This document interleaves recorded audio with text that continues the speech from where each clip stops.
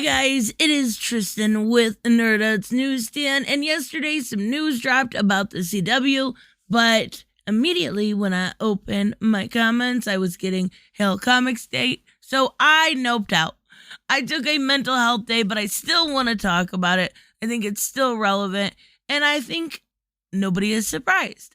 Honestly, what we're seeing right now is the CW is up for sale. It does look like there is a lot of speculation as to what is going to happen, but it was originally reported by the Wall Street Journal, and we are getting reports that there already is a potential suitor in this, which is Nexstar, which owns 199 local TV stations, as well as different cable stations like NewsNation and The Hill. And right now, everybody is kind of looking at this like, well, duh. When it comes to this merger, they are going to trim the fat when it comes to this Discovery merger. Now, there are fans of the CW, but this is kind of one of those cable or the show stations that everybody just is kind of like, oh, just let it exist. It really has been reported too that they have never made any money, which is a little surprising because they have had a few successes, and by success, I mean success for the CW. Now, I am more along the question of what is going to happen? What is the game plan going forward with the slate that they have right now? Now, theoretically, probably nothing is going to change, but in practice, it does seem like if they are going to trim the fat, so to speak, it is likely they are going to do that with these shows too. And whoever buys this is only going to own a portion. WB will still own a portion, so they will still have an investment. But as far as shows, some of these could very well potentially jump over to HBO Max. And I think that could be a very good thing. Now, one show I talk about all the time on this channel because I love it so much is Stargirl. And if you remember, Stargirl actually started off on DC Infinite. And DC Infinite is an app that originally had video on it, but right now is simply comics. You pay a monthly fee, you get some exclusives, you get a lot of back issues. There's a lot of really great content. I honestly use that app every single day.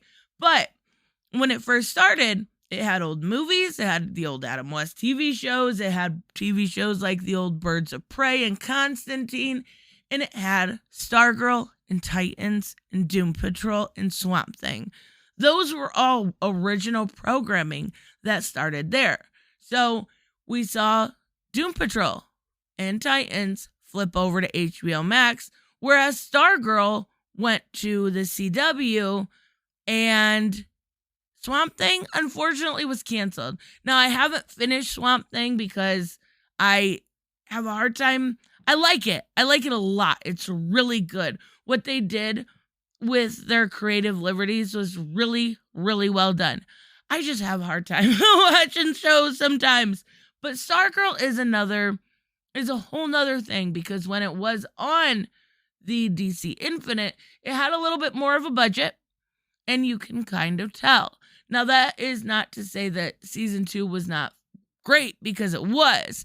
But my hopes are that a show like Stargirl flips over to HBO Max, that we can get a return of a show like Swamp Thing, or that Superman and Lois, which I've not really heard anybody hate upon. The ratings are good. It is the best show on the CW from the DC franchise. There is a show that did better called Walker, which is based off of, I believe, Walker, Texas Ranger's son. So it does look like this is Superman and Lois is their best ranked show as far as, again, DC properties. The Flash is, trailing behind that. We actually have all of the shows trailing behind that. And another one that is doing okay is Legends of Tomorrow. So as far as these shows, they may actually stay.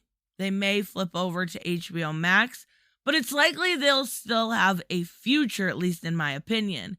Now, there are other shows that I don't know that the future is necessarily as clear.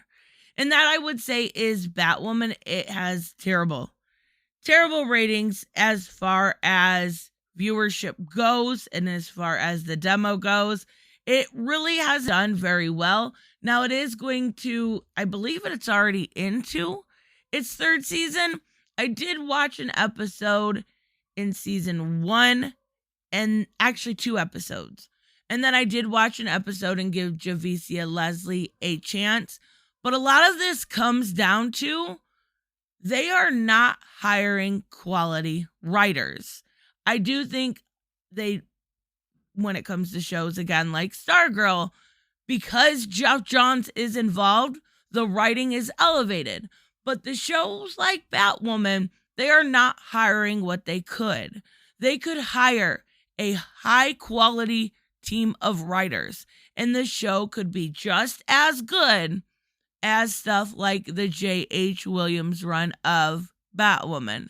But because they are hiring cheap labor, because they are cheaping it out, because they are going for very, very heavy-handed politics. Not evergreen, not even just politics. I mean very, very heavy-handed politics. From my understanding. Now, this is not coming firsthand. I haven't watched it, so I could be wrong about that. But I don't think I am. They are really suffering for it. And I do think that the Arrowverse as a whole is a great idea. I think the idea of having shows that interact with each other. I watched the Crisis one they did not too long ago, and it was campy and it was goofy and it was silly, but it was okay. Like, it wasn't something that was super entertaining. What they need to do is add that quality of writer. But that also means they have to pay somebody that is above the pay grade they are doing right now. They need to pay somebody with experience, not only in comics, but in script writing. They need to really look at that experience, right? You can't hire brand new people and expect perfection. Even when it comes to stuff like Titans, which I did not care for the last season, they do this thing. And when I was talking to Brian Edward Hill, we kind of discussed this because he was one of the writers on a couple episodes. What they do is they kind of, in a circular fashion, bring in writers. They have the executive producers will have the main ideas plotted out. But for episodes 1 and 7, writers A, B, and C will come in. And then for episodes 2 and 6, writers C, D, and E will come in. And they bring them in a circle instead of having one on each episode, because it is cheaper to pay one and have it as a freelance than have to pay somebody full time. And it really messes up not only the tone from episode to episode, but the characteristics of each individual character. So the only way to really salvage anything from this network, even stuff like Superman and Lois, is to bring in quality writers. And I do think they did a great job with that. I'm not going to lie. That Steel reveal, like, I literally yelled out loud. I was so excited. That show is amazing. Show's really, really good. But they need to hire full-time employees and not have them on a rotation. They need to pay them their worth, and they need to hire them based on meritocracy. So we'll see if it actually works. Likely, we'll see some of these shows on HBO Max, which I am not complaining about at all. I enjoy the HBO Max app. I just think that it needs a little bit more varied of content, right? So anyways, let me know what you guys think about this sale of the CW. If you're surprised even in the slightest, or if you're like, yeah, I don't give a shit. Yeah, I get it. I will see you guys in the next one. Bye-bye.